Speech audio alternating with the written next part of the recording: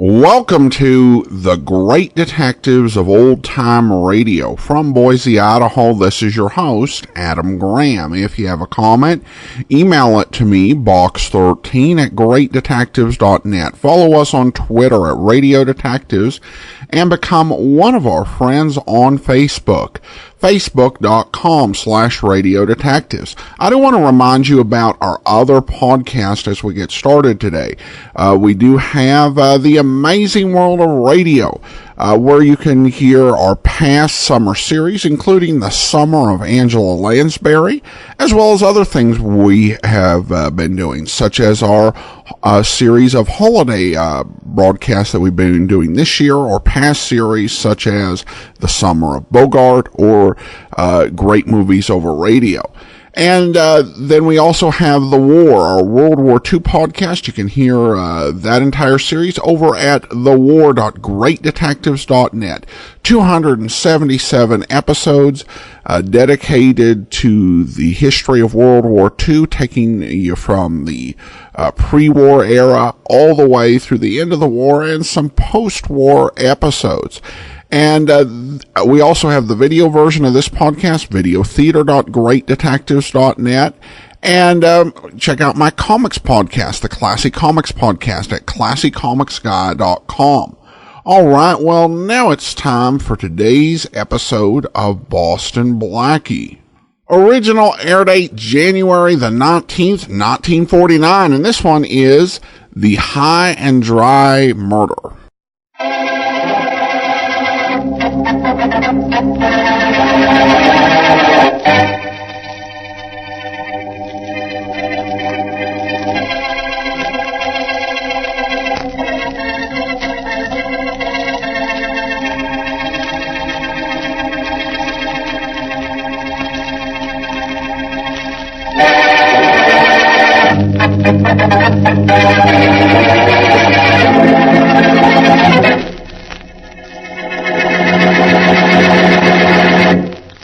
Now, if any more calls come in, hand them to Sergeant Matthews. I'm busy. Goodbye. Never get any work done around here with all those fool calls. Let's see, where was I? Oh, no, go away. Okay, who is it? It's me, Inspector Faraday. Barton, didn't Mac at the desk tell you I was busy? Yes, sir. Didn't he tell you to report to Sergeant Matthews? Yes, sir. What's the matter? Don't you like the sergeant? Well, Matthews is out getting something to eat. And what you have couldn't wait? You just had to see me? Yes, sir. Well, if it's anything less than City Hall blowing up, you better start running. What is it? I found a body. Lucky you. You found a body. Now, isn't that nice? Your first day at headquarters, you found a body. Did you bring it with you? No, sir. It's still out on the Viking, out on the boat. A boat? Yes, sir. Barton, what are you talking about? What boat? The boat that's lying on Montgomery Street. A boat on Montgomery Street? Yes, sir. But there isn't any water within 5 miles of Montgomery Street. Well, if this is your idea of a joke... Inspector, I saw the body on the boat, the Viking, and the boat is on Montgomery Street. Honest, Inspector. Clancy's down there now waiting for the boys in the lab. A boat on dry land with a body on it. Oh, yes. You sit... Shut up! Barton, go out and find Boston Blackie. Bring him back here. Boston Blackie? Yeah. That Blackie has an answer for everything. I want to hear what he has to say about this.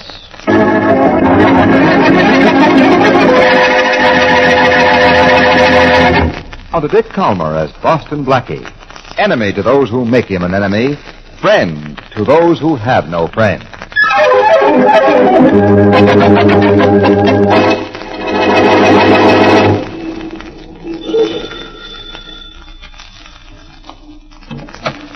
Hello, Gregory. Oh, Linda, my love. Oh, Gregory. The best movie actress I ever publicized. Come on in. Thanks. My dear, what brings you to my humble dump at this hour of the night? The police found the Viking. Wonderful. Wonderful. Of course. By tomorrow morning, every newspaper in the country will carry the exciting story in bold headlines on its front pages. And millions of people will read about it. Yes, my dear, wonderful. Gregory, do you know what you're saying? Do I know what I'm saying? Why, this is the greatest publicity stunt in the history of show business. It is. By the end of the week, the whole world will know that Imperial Studios is shooting the most sensational film of the country. High and Dry, directed by Eduardo Bernetti, produced by by Jules and unpublicized by yours truly, Greg Thompson. What? That's too bad, my dear. We couldn't get you a part in the picture. Gregory, this whole thing with the Viking is just to promote the picture. Yeah. Oh, that's impossible. It is. But the body on the boat. Well, of course, I planned it that way. You planned it that way. Certainly. That's all I wanted to know. Well, Linda, my pet, what are you doing with that gun? I'm going to kill you. I don't think I'd like that. I'd rather have a bullet in that chair than in me. I'll take that gun. There. All right, Linda, my dear. I took the gun. Now you take a walk.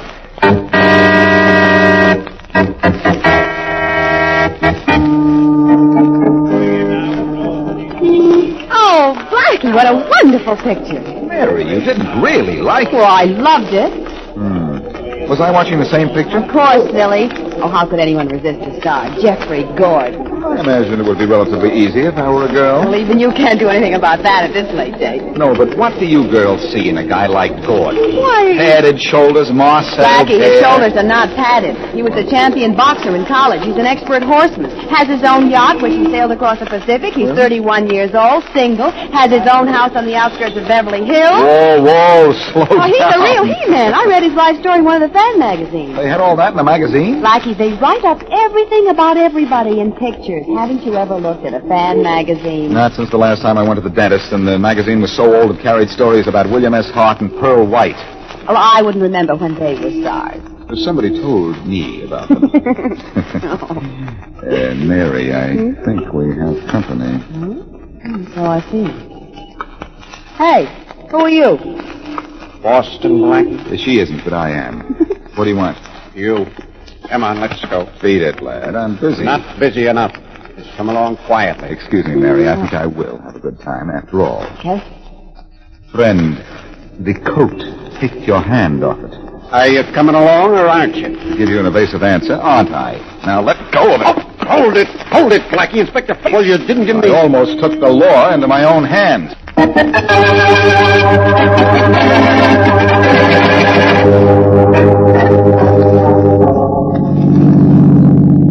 How come I haven't seen you around, Barton? Haven't been around. New on the job? First day. Do you like it? It's a job. Don't let Faraday hear you. Don't worry, he won't. What does Faraday want with Blackie? Sorry, miss. It's supposed to be a secret. Secret? Yep. I think the inspector wants to tell you about it. Did Faraday find a body? No, I did. How'd you know it was a body? Whenever Faraday wants me, it's murder. Come on, tell us, Barton. Okay, will you hear where I found the body?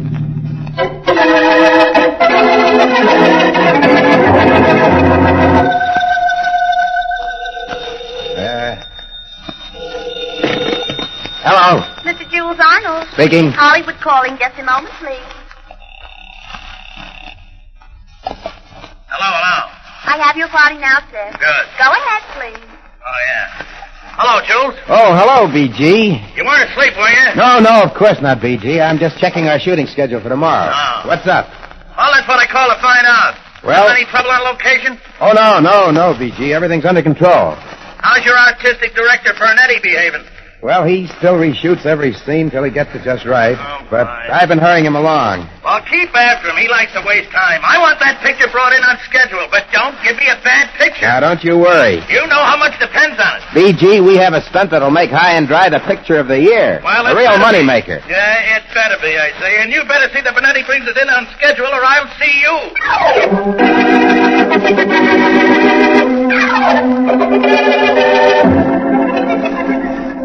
Hello, Faraday, old friend. Come on in, Blackie. You too, Miss Leslie. Well, you couldn't keep me out if you tried. Nice time of the night you asked. I know. I'm so sorry. You know, Blackie, I don't think the inspector means that. The inspector rarely knows either what he means or what the meaning is of what he says. Oh, no? You know why you're here, Blackie? I do. Every time you get into a tight spot, you yell for Blackie, and Blackie gets you out of it. Barton told me all about your newest case. A body on a boat on Montgomery Street and not a drop of water in sight. This is yours, Faraday, all yours. What's the matter, Blackie? You afraid of it? Oh, don't be silly. I just want to see you solve a case by yourself. Do your own homework this time instead of taking it proper. You can't fool me, genius. This says you stopped cold. Not quite, Faraday. But close.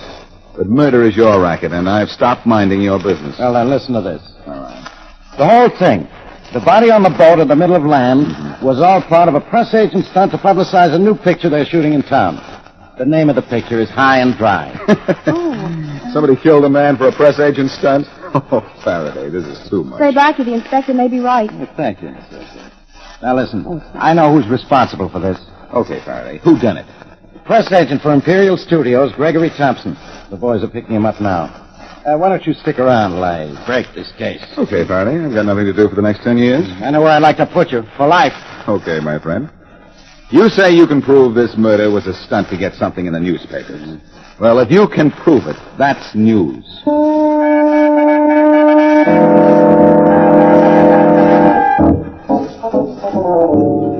Well, Linda, you're here. How did you find out where I live? A big shot like you, Jules Arnold? Why, everybody knows everything about you. And the pictures you produce. What do you want? Aren't you producing High and Dry? Yes, of course. But why did you come here? To pass on a little information. Did you know about the dead body on the Viking? Of course I did. I've been on the whole thing from the beginning. Oh, you can't mean that. Why shouldn't I mean it? You're horrible. Linda, what's the matter with you? You're going to find out when the police find out about you.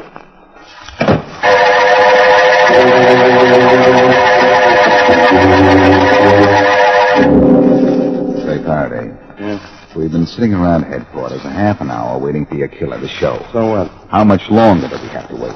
But you're right, Blackie. Inspector Faraday. He's voting now. Yeah? The boys are here with Thompson, that press agent you told us to pick Well, up. what are they waiting for? Bring him in. Yes, sir, right away. Well, Faraday, your big moment has come. Lay off, Blackie. And don't interfere. In here, you.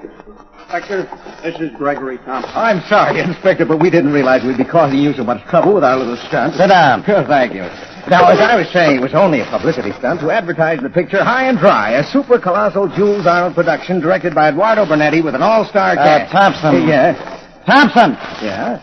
2 hours ago, one of my men found a dead body on a boat. Well, you don't have to repeat it for me, Inspector. The body was on the Viking, and the Viking was parked right in the middle of Montgomery Street. In the middle of I should know because I had it towed in. You admit it? Well, I can't see what there is to get so excited about. The body in the boat was only a stiff. Only a stiff. Well, certainly. I paid a medical student $5 to get me a body from the morgue. A stiff from the morgue. Sure. You don't know that you don't know what? That stiff on the boat has been identified as your director, Eduardo Bernetti.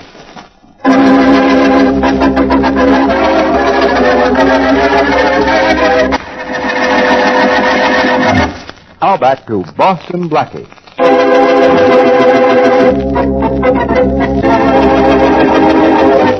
To publicize a picture called High and Dry, a picture which is still in the process of being filmed, Gregory Thompson, famous Hollywood press agent, pulls a stunt. He claims a medical student supplied him with a corpse from the morgue. And Thompson plants the corpse on a motorboat, leaves the boat in the middle of a main street. But the stunt has a surprise finish when the corpse is found by the police. And instead of being one from the morgue, is identified as Bernetti, the director of High and Dry. As we return to our story, it is the next morning, and Blackie and Mary are discussing the case. I don't get it, Blackie. You don't? Why should Faraday release that press agent? Because right now Faraday can't make a murder charge stick, and he knows it, Mary. Hmm? Besides, they picked up the medical student who substantiated Thompson's story about the body from the morgue. Well, suppose Thompson is guilty. He may run away. You know, Blackie, if Thompson did kill Bernetti, it wouldn't be the first time he's tried. He did it once before. Killed him or tried? Tried. About 6 months ago. Thompson tried to strangle Bernetti. The producer, Jules Arnold, had to separate them. Don't tell me you read this one in your fan magazines, Yes, too. I did. I know about Bernetti, too. Well, what kind of a character was he? Very arty, but very capable. Treated his wife like dirt. How come? Bernetti had a girlfriend, Linda Stevens. Oh. Apparently, he had no intention of getting a divorce, but she's in town right now, staying at the Foster Arms apartment. You know, Mary, you and your fan magazines have supplied motives for two people, Thompson and Linda Stevens. Thank you. Go out and buy a couple of the newer issues. Okay. Maybe you'll tell me then who actually directed the killing of that director.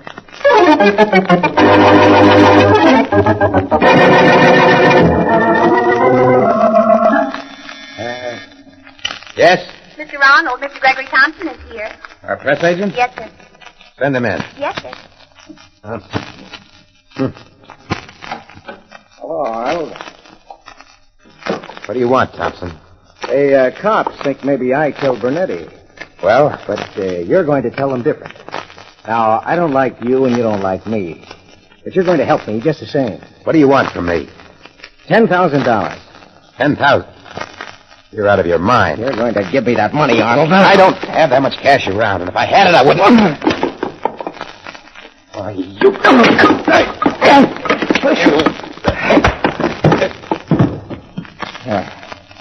Now, open that drawer in front of you. You're the producer of our picture. You got plenty of cash. Go on, open it before you get what Bernetti got. I think what you're doing, Thompson. This is robbery. Be glad it isn't murder. Come on, stop stalling. Okay, I'll take that money. You know what you're doing. Sure, I'm taking $10,000. Uh-huh. Put it down as an advance against my salary. And just so you won't talk till I get out of town, here's a receipt.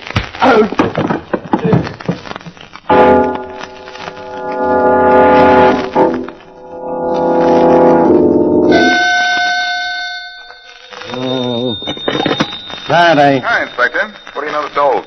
I know you. Now what do you want? Did you know that the dead guy, Bernetti, had a girlfriend and a wife? Yeah, I checked with the coast. The wife is still out there. What about Bernetti's girlfriend, Linda Stevens? You tell me. Mary read all about her in a fan magazine. She's in town, you know. She is? Where? At Foster Arms apartment. Foster. Mary and I are going over there right now. You see, hurry up. I don't care what kind of a suspect I pick up for you, even Stevens. I'm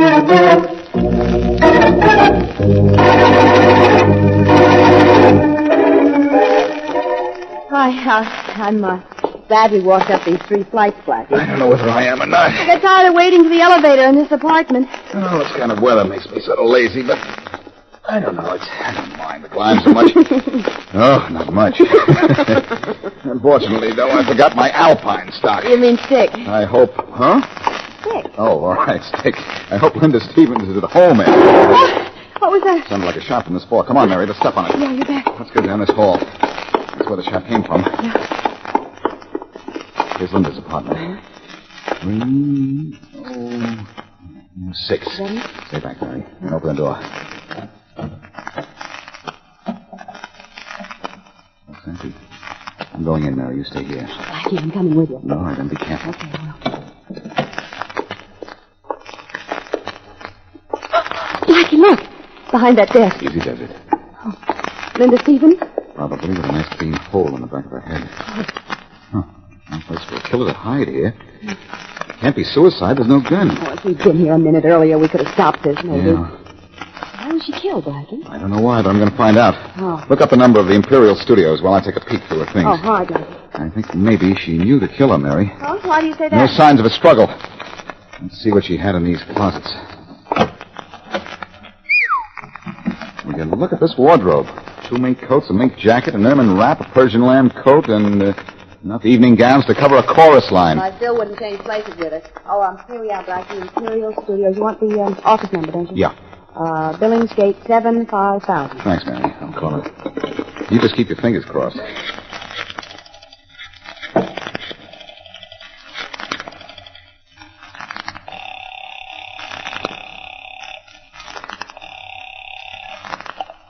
Imperial Studios. Mr. Jules Arnold. Who is calling, please? Boston Blackie. Just a moment, please. Hello. Hello, Arnold. This is Boston Blackie. What can I do for you? I'm looking for your press agent, Gregory Thompson. So am I. He stole $10,000 from my safe. What was that? Sounded like a shot. No, that was just some car outside having a blowout. Now, look, those cops better not let Thompson get away. I want that $10,000. And they want a murderer. Well, I'm not worried about that. I Arnold. just want... Blackie, why'd you call Arnold? I was looking for something. Well, he couldn't have killed Linda Stevens. She was shot only 2 minutes ago, and his offices are 3 miles from here. You suspected Arnold? No, not anymore. Come on, let's get out of here. Aren't you going to report the body? We can call Faraday from outside. Come away from that window, Mary. It's a beautiful day. It's hard to believe that girl is lying dead here in this room. Come on, Mary. Look at that old lady walking her pekingese. Oh, yeah. That man fixing a flat on his car. That little girl chasing a balloon. What a contrast. Yes. Murder on the inside, sunshine on the outside. Mary, I've got an idea. Don't bother calling Faraday. Go right to his office. If he's picked up Gregory Thompson, have him grab Arnold, too. I'll meet you at his office within an hour. Oh, where are you going, Blackie? I'm going right out to get a killer dead to rights.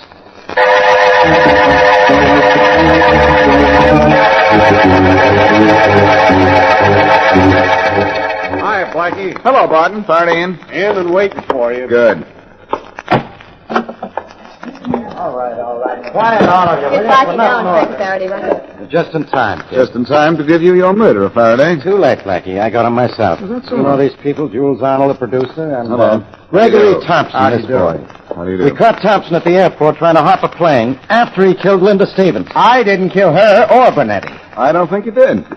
Blackie, what are you trying to pull? Listen, all the evidence points to Thompson as the one who killed Bernetti. I'll admit that. But Linda Stevens, being Bernetti's girlfriend, knew who really wanted to kill Bernetti, so the killer had to get rid of her. Arnold here is your killer. Arnold killed Stevens. And Bernetti. This is preposterous. Why should I kill my director in the middle of a picture? I'll explain that. Do it now, then. Okay, Faraday. Do you know what a producer's job is? It's to bring a picture in at the budget the studio sets for it. Well, Mr. Arnold doesn't do that very well. I read that in a fan magazine. Well, why would that mean I killed anyone? I've already explained why you'd want Linda dead. Now I'll tell you why you killed your director.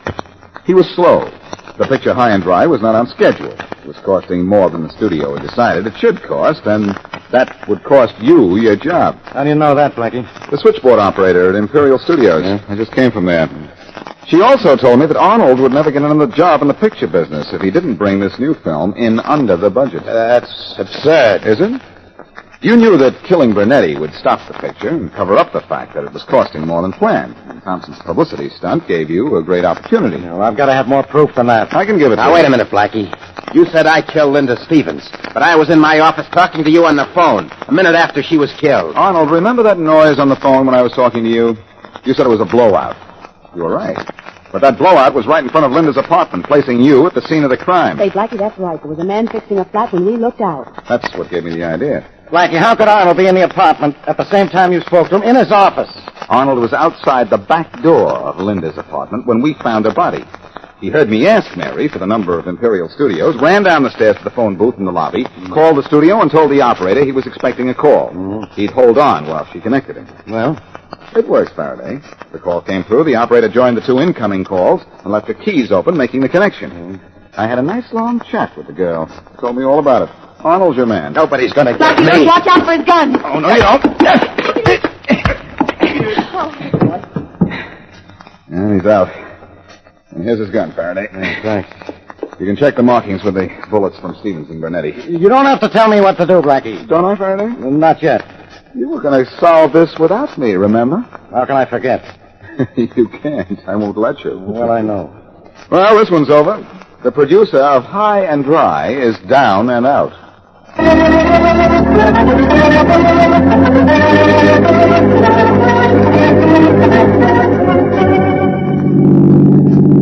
Mary, did anybody ever tell you how wonderful you are? Yes, but I like it better when you say it. Okay, have a real good time.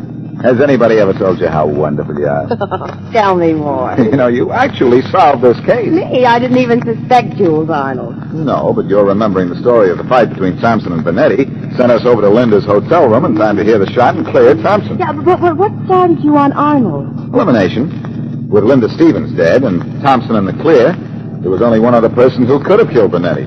The only other person who was in on the planning of that motorboat stunt, Jules Arnold. Here you are, Max. Bijou Theater. That'll be 65 cents. Okay. There you are. Keep the change.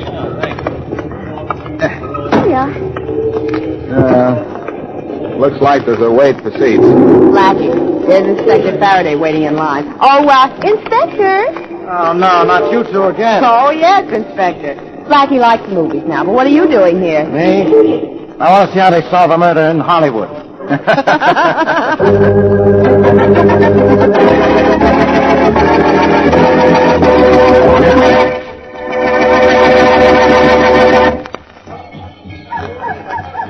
I wonder what the natives are up to now, John. African natives, Sam, my friend, can be up to nothing or anything when that chanting starts going. You're right. Hey, when are you going to be finished with that newspaper? Soon, then you can have it. Ever want to go back to the States? Not so you could notice. I've been here 7 years, and I'm happy. Nothing back there I want, till I want to go get it. You're worth a lot of dough, aren't you? You ought to know. You know everything else about me. After all, when two gents find themselves the only white men in miles, 100 miles from a city, they got to know all about each other in no time at all. Hey, how's for part of that paper? I'll give it all to you in a minute. Nothing interesting in it, anyhow. Yeah, you see, I haven't missed a thing being away from what's laughingly known as civilization all these years. Never want to see your brother? Look, the only thing I want to see is that paper. Now be a good guy and let loose, will you? My turn to read it first, remember, Pat? Say, wait a minute. What is it? Your name is John Frawley? John Robert Frawley, right? As if you didn't know. Why? Well, according to this newspaper, you're dead.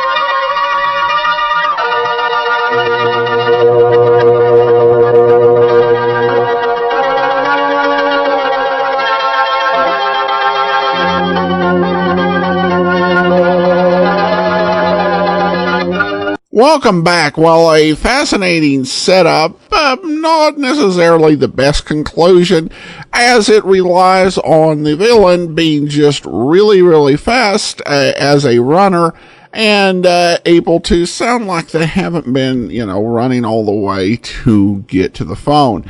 And I don't know about the motive either.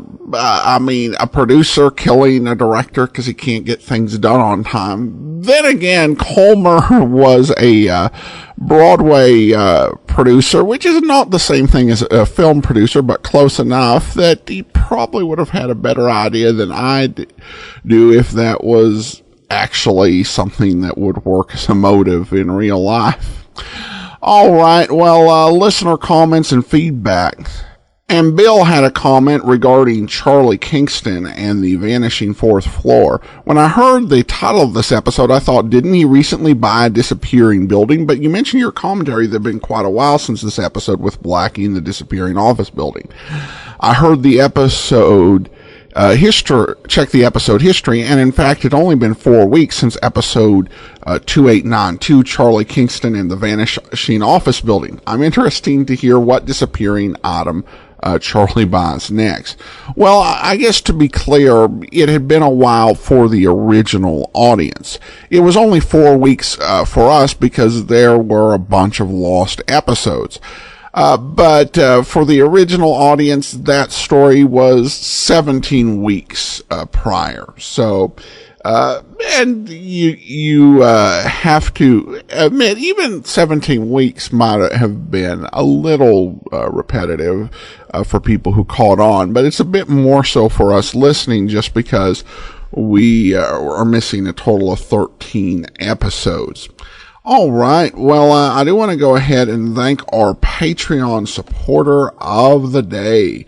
And I want to go ahead and thank Renee for her support. She has been one of our Patreon supporters since November 2015, currently supporting us at the rookie level of $2 or more per month.